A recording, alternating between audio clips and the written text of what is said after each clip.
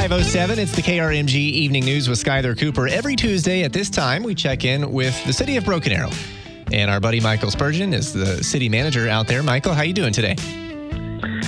Skyler, how you doing, my friend? I bought a new record player a couple of weeks ago, and my first album was Tom Petty's Greatest Hits. And every time I hear that entrance, it reminds me of the album that I purchased. That's a good one, man. Tom Petty is excellent, and we thought, what better way to get into this each week than with a little breakdown?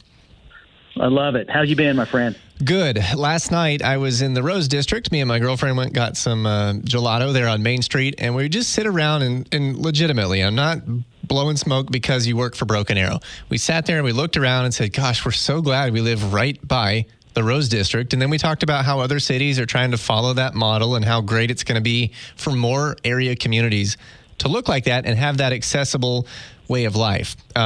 So not to go too far down the Rose District hole with that, but what I'm getting to is you have a meeting coming up this week about public transit, and I was joking about how we should have walked from home, even though it's a little bit more than maybe a mile and a half, and that's kind of far for our lazy butts. But you're going to have a meeting this week for people who need to go a little bit further than that around town and see if BA could benefit from some public transportation. Well, let me send a shout out for the Rose District. We're actually going to be celebrating our 10th anniversary of the actual kickoff of our award-winning Rose District this October. And we're very excited about the fact that we continue to create an environment that promotes private investment. And that private investment ends up being opportunities for people to shop local and to spend their dollars, which turns into revenues to support jobs as well as sales tax to support city services. And so we're very excited about what's going on in the Rose District as well as what's happening at Tiger Hill and other places around our community. Now, with regard to the transit, let me just kind of segue into that. It's another opportunity. I mean, years ago, there was the initiative looked at what were we going to do with our downtown. And about a year and a half ago, I requested that the city council consider something similar as we relate to our transit system to determine how we could better serve or best serve the folks that need public transportation within our community. And that's what we've been on this journey for the last 6 or 8 months, trying to determine how to do that. And the purpose of the upcoming meeting is to gather feedback from the community and the steering committee on what are the options that are out there, how would we pay for those options, and then make a recommendation to me and the city council sometime later this summer. So if people want to take part in that, what's the when and the where? Well, actually, it's going to be Thursday, and you can check our website for the information to exactly where it's going to be. And it's going to be from 6 p.m. to 7:30 p.m. and make sure people have time to put this information down. And it's going to be at Central on Main, which is just located north of the downtown area. Sounds good. So if people want to participate and have their voice heard, that would be the time to do that. Something that I wanted to touch on today, I know we've done this before, but it was kind of a big monumental day for you in signing that contract for construction at New Orleans and Elm. So that means starting tomorrow, we'll see some cones. Is that right? That's correct. I've had this tradition that when we do a larger general obligation bond project that the voters approved, I like to essentially show, promises made, promises kept in the kickoff of this project. And it's something I started about 5 years ago. And this is a significant project.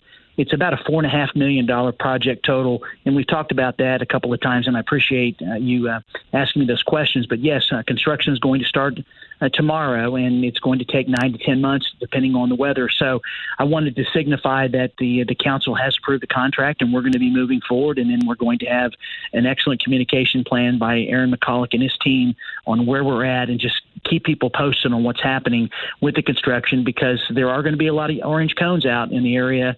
And there's going to be some inconvenience to the travelers as they move back and forth, either from work or home from work. And so we're going to do our very best to keep things set up, and also make sure that everyone knows the businesses are open, because obviously they're a little vulnerable right now, unfortunately, whenever there's construction. People try to avoid that if they can, and we're just encouraging them to take their time and can continue to support all the great businesses that are there or have recently opened up, and support those businesses.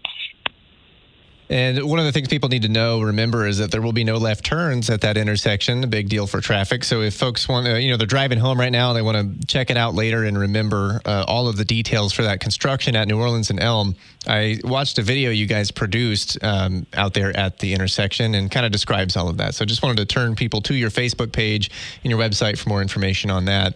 One last thing for you, Michael. First of all, I'll go back a couple of weeks and I'll thank you for our invitation to come hang out at Tuesdays in the Park. I've been getting emails today about where we want to set up and what we want to do. So that is happening, and we'll see you out there.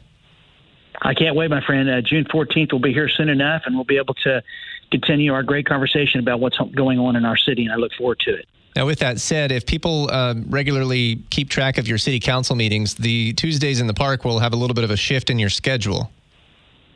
They will. Actually, we have traditionally during the month of June gone to Monday meetings, the first and third Mondays of each month, rather than the first and third Tuesdays, same time, same bat channel, same bat location, so to speak.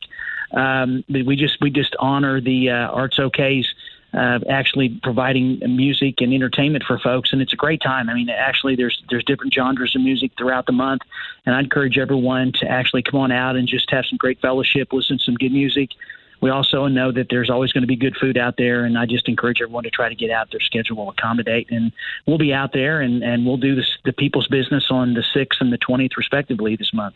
The BA Breakdown on the KRMG Evening News with Broken Arrow City Manager Michael Spurgeon. Michael, thank you so much, and we'll talk next week. Take care, my friend.